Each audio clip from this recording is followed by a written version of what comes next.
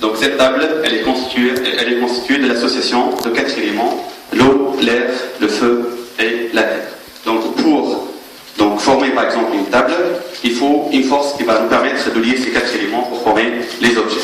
Donc il y avait 2 forces à l'époque, il y avait une force d'amour, une force de haine. Donc dans l'amour absolu, on peut lier ces 4 éléments pour former les objets, et pour maintenant casser ces objets, pour les séparer, donc on applique la force appelée la force de haine. Donc la notion d'atome a été inventée par Démocrite en 460 ans avant Jésus-Christ, et le mot atome vient donc du grec et signifie indivisible, parce qu'à l'époque ils pensaient que les atomes étaient indivisibles. Donc cette notion atomiste grecque a été oubliée pendant des longs siècles et laisse place à la théorie des 4 éléments d'Empédocle. Les notions modernes d'éléments et d'atomes sont réapparues avec les débuts de la chimie et surtout avec les progressions de la métallurgie qui a montré une diversité de la matière pour laquelle la théorie des 4 éléments était incapable d'expliquer. En fait, les chimistes surtout ont essayé de fabriquer de l'or à partir d'autres atomes, et du coup, ils découvrent pas mal d'atomes. Donc à cette époque, les atomes étaient considérés comme étant élémentaires, c'est-à-dire, lorsque je dis le terme élémentaire, c'est-à-dire que elle est indivisible. En fait. On ne peut pas diviser l'atome à cette époque, donc on imagine les atomes sous forme d'une petite boule. Donc c'est le modèle atomique vers les années 1900. Donc cependant, le fait qu'on puisse regrouper ces atomes en fonction des propriétés chimiques similaires, donc suggère que ces atomes ne sont pas des constituants élémentaires, c'est-à-dire on peut les diviser. Donc de plus, les expériences qu'on a regardées à l'intérieur des atomes ont montré que l'atome possède une structure interne. Donc vous connaissez peut-être la structure de l'atome. Donc un atome est constitué d'un noyau et des électrons qui sont en orbite autour de ce noyau. Donc la découverte de l'électron revient à Thomson en 1897, qui découvre le premier composant de l'atome, c'est l'électron. L'électron c'est une particule de charge négatif. Je vous donnerai tout à l'heure les caractéristiques de cet électron. En 1904, il propose un premier modèle d'atome. Il imagine cet atome sous forme d'une sphère de charge positive et dans laquelle se trouvent les électrons comme des raisins dans un cake en fait. Le modèle. Donc en fait, qu'est-ce qu'il fait? Il imagine l'atome comme étant une boule. Cette boule est remplie de charges positives. Et à l'intérieur, il y a les électrons, comme exactement des raisins dans un cake.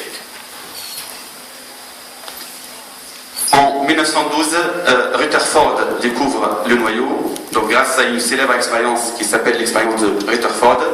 Il expose, il a pris une feuille d'or, il a exposé cette feuille à des particules alpha. Les particules alpha, ce sont des noyaux composés de 2 protons et de 2 neutrons.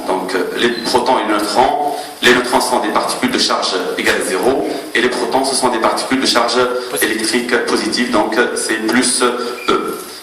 Lorsqu'il a envoyé ces particules alpha vers la feuille d'or, ce qu'il a observé, c'est qu'il y avait 3 types de particules diffusées par la feuille d'or. Tout d'abord, il y a les particules qui sont diffusées avec la même direction que le faisceau primaire. Il y a d'autres particules qui prennent une inclinaison quelconque, mais quand même qui passent de l'autre côté de la feuille. Mais la surprise, c'est qu'il a observé des particules qui sont diffusées vers l'arrière. Pour interpréter ces particules, ce qu'il a fait, c'est qu'il a proposé un nouveau modèle d'atome. C'est celui-là en fait.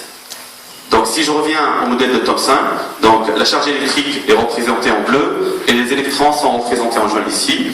En utilisant ce modèle, normalement les particules alpha, ce sont des particules de charge électrique positive, lorsqu'ils vont passer à l'intérieur du noyau, qui est également la partie bleue est de charge positive, ils vont subir une diffusion en fait. Ils ne vont pas garder la même direction du faisceau primaire.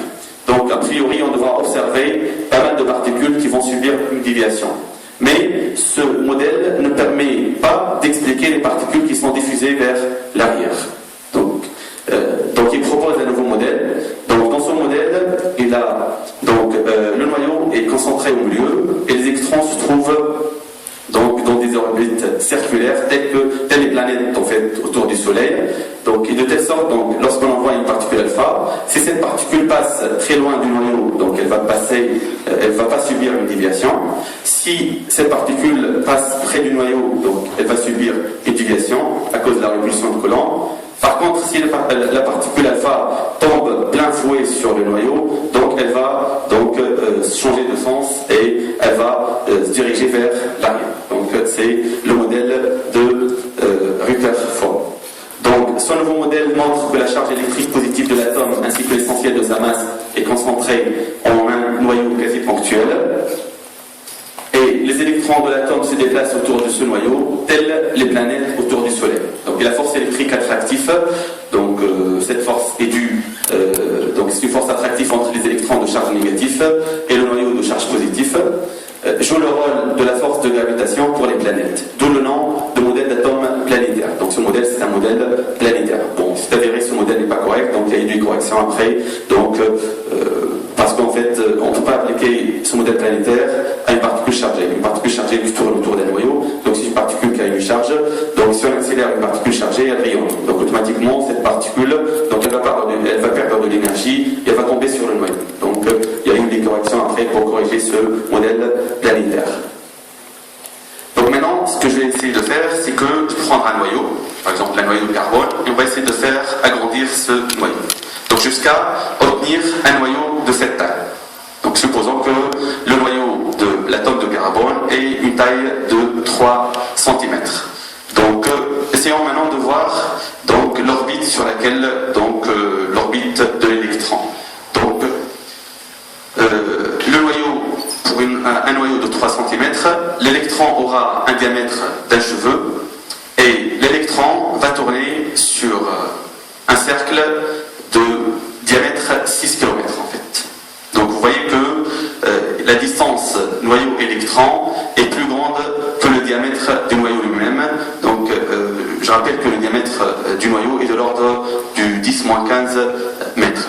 Donc le pourcentage de vide dans un atome est énorme, donc c'est de l'ordre de 90,999, donc c'est énorme en fait, dans les constitués du vide en fait.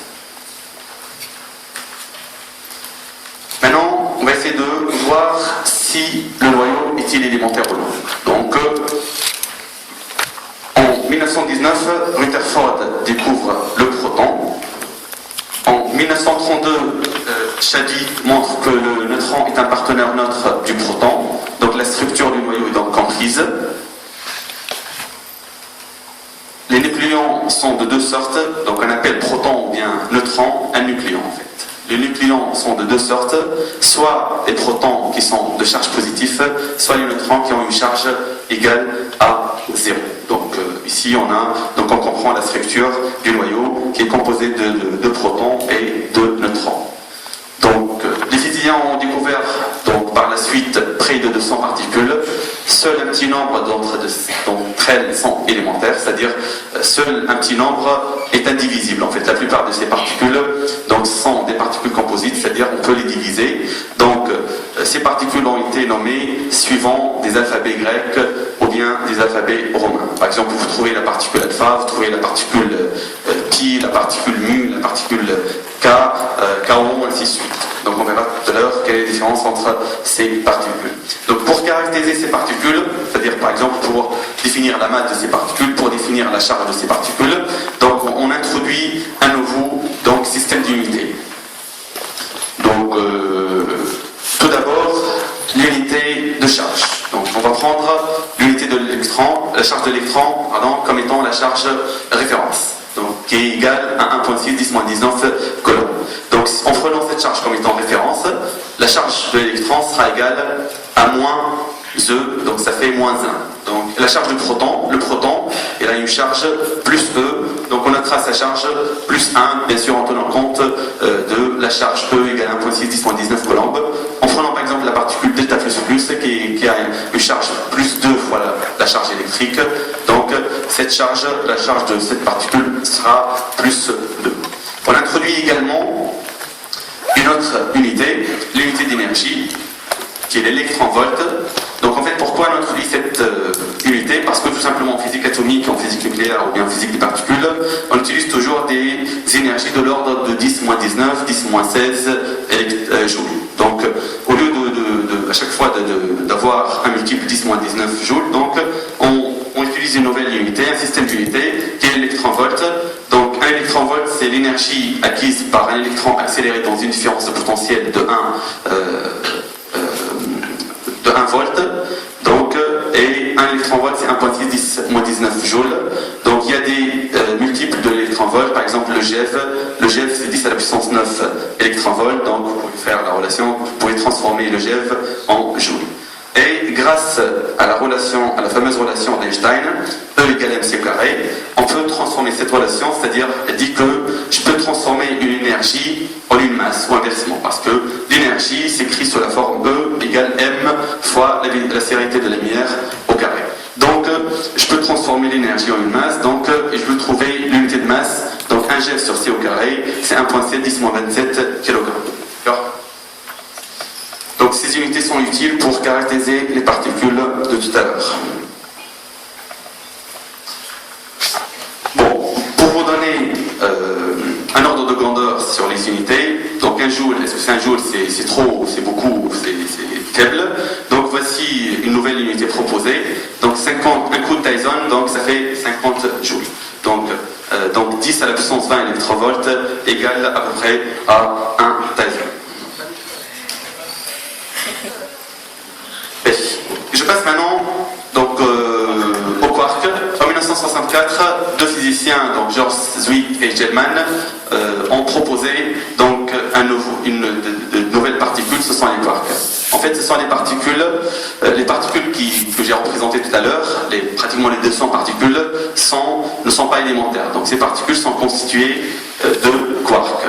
Et les quarks ont la caractéristique inhabituelle d'avoir une charge électrique fractionnaire, c'est-à-dire donc ces quarks peuvent avoir 2/3 la charge électrique ou bien moins 1/3 la charge électrique. Maintenant, pour classer toutes ces particules, donc on les classe d'après ce qu'on appelle le principe d'exclusion de Pauli. Donc ce principe, qu'est-ce qu'il dit? Il dit qu'on ne peut pas mettre deux particules de même caractéristique dans le même état. Donc, en utilisant ce principe, donc, on peut classer les particules en deux catégories. Les particules qui obéissent à ce principe et les particules qui n'obéissent pas au principe d'exclusion du Pauli. Donc, en classant les particules qui n'obéissent pas au principe d'exclusion du Pauli, ce sont les bosons, c'est-à-dire je peux mettre une infinité de bosons dans le même endroit. Par contre, je ne peux pas mettre deux fermions identiques dans le même état. Donc, je vais utiliser cette division pour classer les particules. Et je vais récapituler maintenant. Je vais prendre un morceau de fer pour voir ce qui se trouve à l'intérieur de ce morceau de fer. Donc essayons d'agrandir ce morceau de fer. Donc ce qu'on observe, c'est qu'il y a un empilement d'atomes de fer.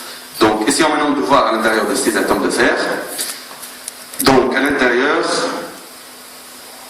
un atome de fer est constitué d'un noyau et d'électrons.